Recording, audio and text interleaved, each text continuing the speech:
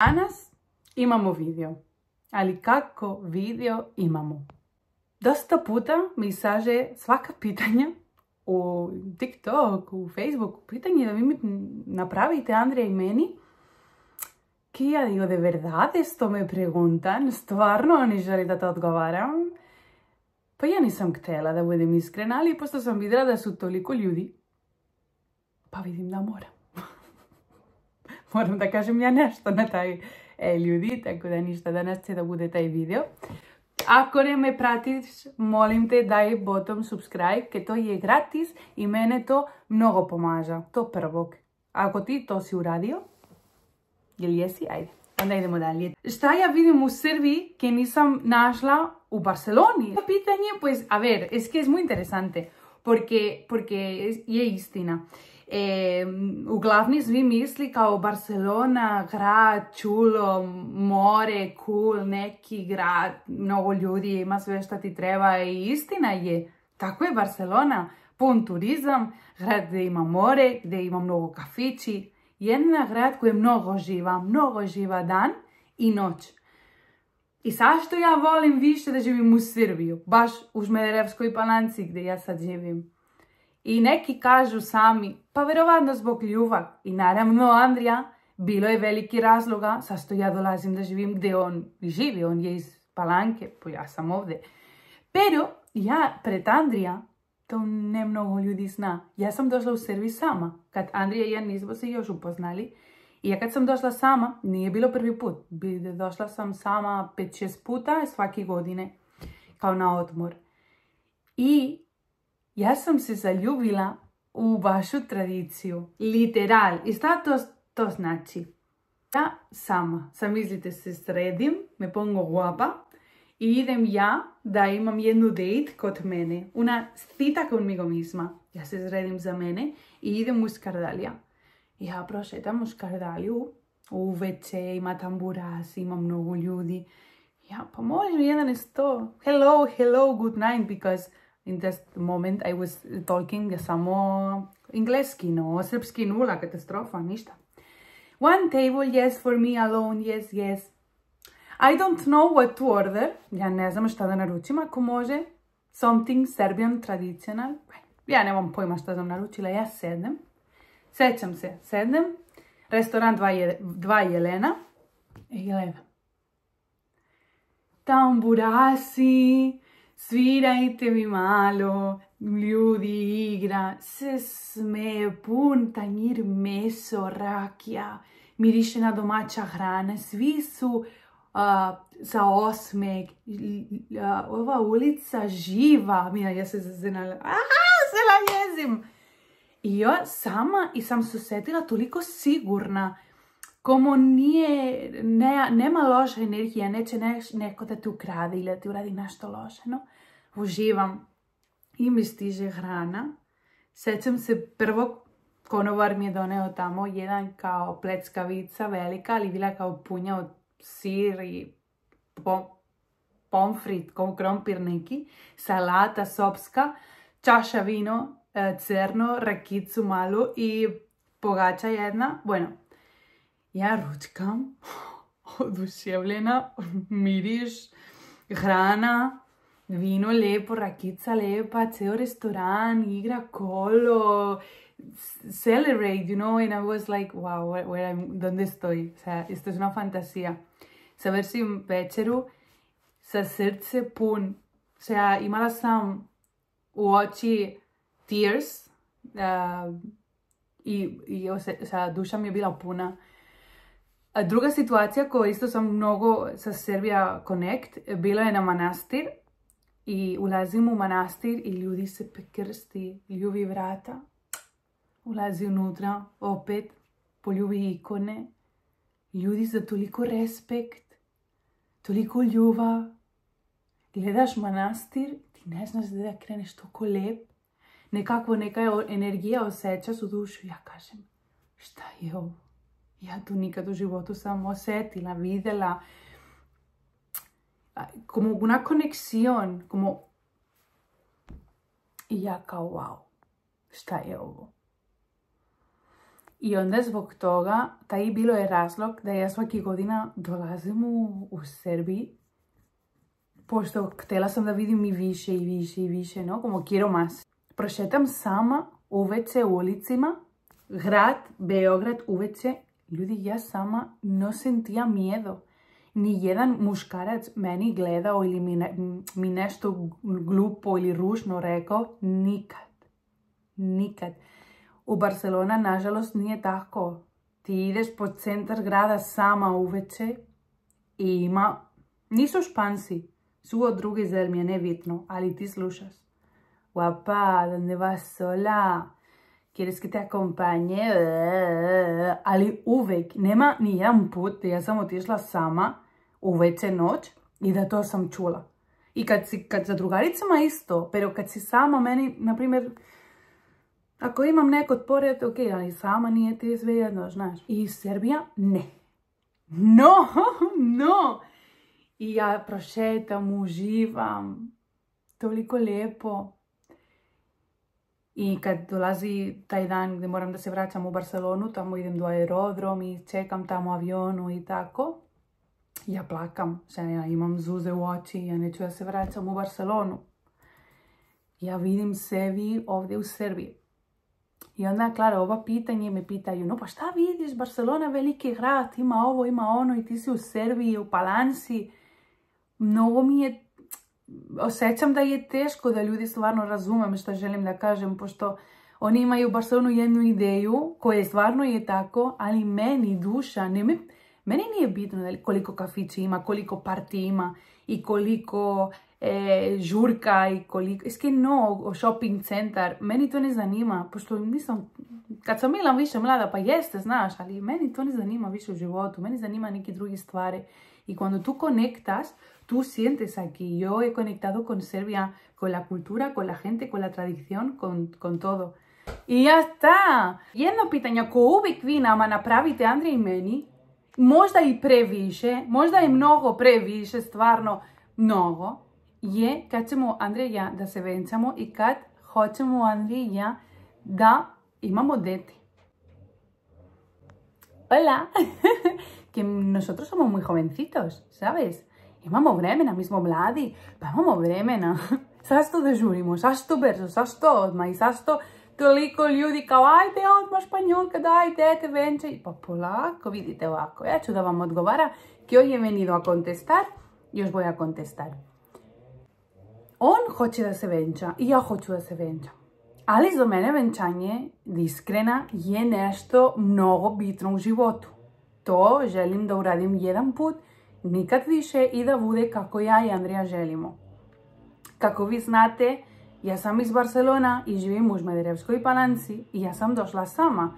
To znači da cela moja porodica je u Barcelonu. Ja, ako se venčam, ja želim i volim da cela moja porodica dolazi u Žmederevskoj Palanci, u Srbiji i da bude na moj venčanje. Ovo je za mene mnogo bitno. Mnogo bitno. Pero ¿qué pasa?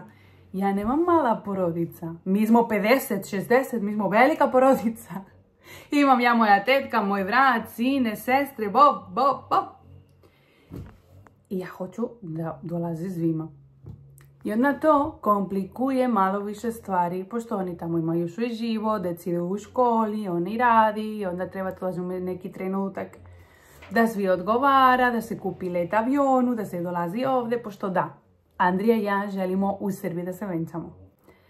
I zbog toga je razloga da nije bilo nešto ovako, ja neću da idem za papir i da potpišem i da kažem da sam venčana zbog papir.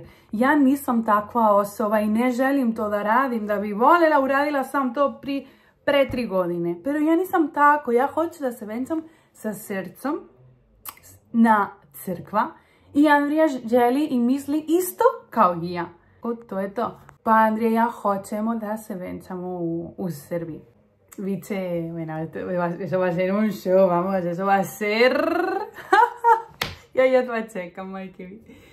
Naravno, drugi pitanje koje ide posle ovo odma je kad ćete da imate dete?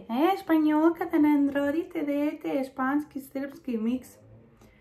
Naravno, Andrija, hoćemo i to, ljudi. Pero opet kažem, mi smo mladi, imamo vremena, mi prvo hoćemo da se venčamo i posle ako Bog da jednu bebu, jednu bebučki i da ja i Andrija možemo da ih damo vremenu. Ja mislim da to je mnogo bitno, je ovo beba. Mora da se čuva, mora da se bude tu i ne da se radi 24 sata kao sad radimo i ja está. No mucho preguntar, no mucho stres, no mucho kat, Španjolka, kat, 3 godine zajedno, niste se venčali, jao, katastrofa. Pa malo pomislite, ja tamo moja porodica i za mene oni su mnogo bitni u životu, ja bez njih ne čujem ništa. I što se tiče beba, pa posle toga bit će i beba, sabes, pero todo su tiempo disfrutando el proceso, disfrutando cada etapa y sin prisas y sin forzar, que las prisas no son buenas. Ajmo, cambiamos de tema. Druga pitanje. Bueno, dosta ljudi me pita da li sam se pokajala, zašto sam došla, da li sam razočarala za tipa mentalitet ljudi i tako dalje. Iskrena, ok? Ja iskrena. Vidim u Srbiji dva tipa ljudi. Tipa ljudi A, koje vidi da neko drugog ide dobro i oni voli da kaže svaka čast, samo napred, čestitam, dolaze u restoran, ti daju bakšiš, ti daju poklon, ti kažu Španjolka, bravo da si pustila Barcelonu da dođeš ovdje da praviš tako dobra hrana, bravo, no? I lepa energija i tal. I ima grup B, koje su gelosija, to ne valja, ona nema pojma, ona misli da pošto je Španija uradi bolje nego mi u Srbiji, yo que sé, que to nije sa Zlatibora, to nije ništa domaće, bueno. I znate šta ljudi, ja ne verujem ni toliko jedno, ni toliko drugo. Nisam ni toliko dobra, ni nisam toliko loša. Ja, za mene sam super. Pero pošto ja se trudim, ja radim puno, ja uvijek želim da budem bolje. Za mene, za vas, za Andrija, za restoran, za mušterije, za moja porodica. Mislim da poenta u životu je da uvijek budeš bolje. Na svaki aspekt, da ne budeš uvijek na iste mjesto, nego da ti porasteš kao osobe i da budeš bolje. Onda ja za mene sam mnogo zadovoljna. Iako ja sutra zbog neki razlog umrem, pa ja sam ponosna na ovo što sam uradila i kako sam uradila. Pošto je samo ljubav, sakrificio, que ne znam kako se kaže na srpskom, i mnogo ljubav. Stvarno ljubav, sakrificio, pa ja ne idem žurke, ja se probudim rano i radim po cijel dan i uvijek se trudim šta mogu bolje za vas i šta mogu da dodam i šta mogu da promenim nešto estetično, da bude lepše. Pero, opet, znam da nisam perfekta. Perfekcion ne postoji. I da ako neko traži nešto minimalno, nešto, neka greška, ima da nađe. Porque soy una persona y tengo también mis cosas, pero vidim da je to razlika, pa eto ima kao dva grupa ljudi, neko ko ti daje sve najbolje i stvarno vidiš u očima i drugi koji imaju gelozija i pričaju loše nazad. I bueno, to je parte, no, verujem da ne može jedno bez drugo, que kad ti kreneš da budeš uspjehan, pa bit će više hejt i to je tako i to ljudi zna. Pero no pasa nada, oye, ja radim moj i hasta i ko mene voli dobrodošli i ko mene ne voli, pues, čao, next. Dosta ljudi me pita da li pre sam radila na restoran ili imala sam iskustva da sad kad sam otvorila moj restoran pa mi ide toliko dobro, no? Bueno, pues da, ja sam radila u Barcelonu na veliki restoran, radila sam na jedno italijanski restoran 3-4 godine i krenula sam da operem tanjir, posle bila sam konovar, posle konovar za posle 1 godina ili tako nešto, otišla sam da radim u kuhini. Pošto na taj restoran bilo otvorena kuhina i ja sam bila konovar i uvijek sam bacila pogled kako oni spremaju paste, pice, salate, imali smo sve rive, meso i ja uvijek volim da gledam kako oni spremaju, entuziazam, ovo, sol, ovako fuego, vum, i ja radim moj posao konovar, ali kad nemam ništa pa ja volim malo tu da bacim pogled.